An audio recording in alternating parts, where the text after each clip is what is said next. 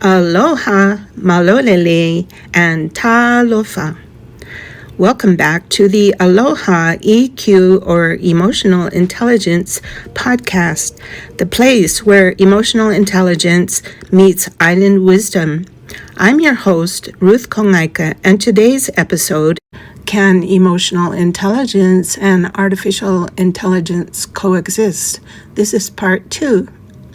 In our first episode on this topic, we explored what emotional intelligence is, how artificial intelligence has entered our lives so quickly, and why so many people feel uneasy about that change. Today, I want to go deeper, not into technology, but into human responsibility. Because the real question isn't whether AI will continue to advance, it will. The real question is, will we advance emotionally alongside it? Can emotional intelligence and artificial intelligence coexist? Not in competition, but in balance. I believe they can, but only if we understand what each one is and what each one is not. Artificial intelligence is very good at processing information. It can analyze data, recognize patterns, generate ideas, respond quickly, assist with organization, learning, and productivity. AI can help reduce mental overload. It can save time. It can support creativity. But there is something AI cannot do. AI cannot feel meaning. It does not experience grief, love, fear, joy, shame, longing, or belonging. AI can describe emotions. It can even simulate empathy in language. It does not live inside a human nervous system. That distinction matters because emotional intelligence is not about information. It is about experience. Emotional intelligence is often misunderstood. It is not being calm all the time, avoiding conflict, always being positive, or having perfect emotional control. Emotional intelligence is the ability to notice what you feel, understand why you feel it, regulate your response, communicate with awareness, and act in alignment with your values. Emotional intelligence develops slowly through reflection, mistakes, relationships, and self-awareness. And here's something important. Emotional intelligence cannot be outsourced. No tool, no matter how advanced, can do your emotional work for you. One of the quiet risks of our digital world is something I call emotional outsourcing. That's when we ask technology how we should feel, seek instant reassurance instead of reflection, avoid discomfort by distraction, or replace inner awareness with external answers. AI makes this easy, not because it's harmful, but because it's efficient. But efficiency is not wisdom. When we rely on tools before checking in with ourselves, we slowly weaken our emotional muscles. And like any muscle, emotional intelligence grows only when it's used.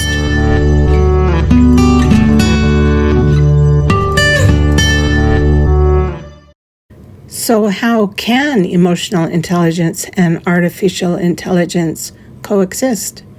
The answer is role clarity. AI is a tool. EQ is a compass.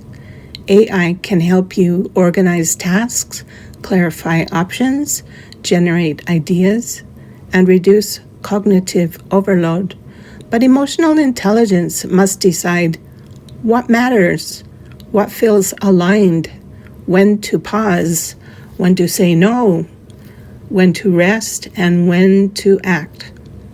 Here's a helpful way to think about it. AI can assist your thinking. EQ must guide your living. When emotional intelligence leads, technology serves. When emotional intelligence is ignored, technology begins to shape behavior instead of supporting it. That's not a future problem, that's a present one.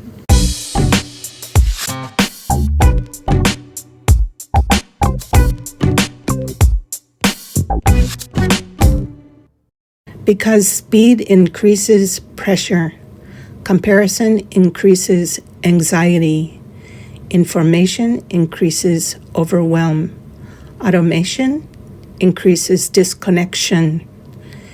Emotional intelligence keeps us grounded. It reminds us we are human, not machines. We need rest, not just productivity. We need meaning, not just efficiency. We need connection, not just communication. EQ protects what makes us human in a world that often prioritizes output over well-being. So can emotional intelligence and artificial intelligence coexist? Yes, if we remember who is in charge. AI can be powerful, but emotional intelligence must remain primary. They are guidance systems. They tell us when something is wrong, when something matters, when something needs attention, and when something needs care. The future doesn't need less emotion, it needs more emotional wisdom.